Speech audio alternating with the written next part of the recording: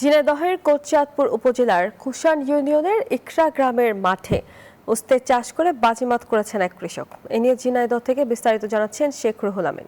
ঝিনাইদহ কোটচাঁদপুর উপজেলার ইকরা কুষাণ ইউনিয়নের ইকরা মাঠে এই ইকরা মাঠে শাকিল আহমেদ নামে এক প্রান্তিক কৃষক। তিনি ধান চাষ, ভুট্টা চাষের পাশাপাশি তিনি ভারতীয় যে আলিশা উস্তে, সেই উস্তে চাষ করে তিনি এলাকায় সাড়া ফেলেছেন।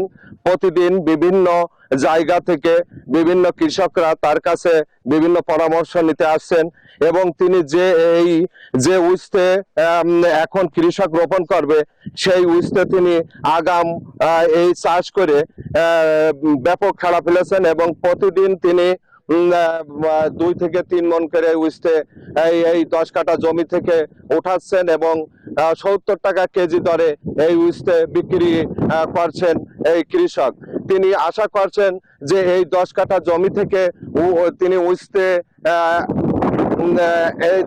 3 লক্ষ টাকা আয় করবেন বলে তিনি আশা করছেন। তা আমি এই বিষয় ওই কৃষকের সাথে কথা বলবো যে ভাই, আপনি আগাম এই উস্তে চাষ করলেন কি জন্য?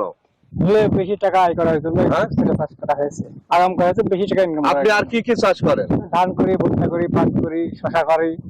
এই কি প্রথম চাষ করেছেন? জি, এই উস্তেটা প্রথমে করা হয়েছে। প্রথমবার করা হয়েছে এবার। প্রথমবার করেছেন।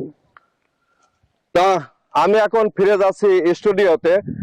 তমা, রুহুল, ধন্যবাদ আপনাকে।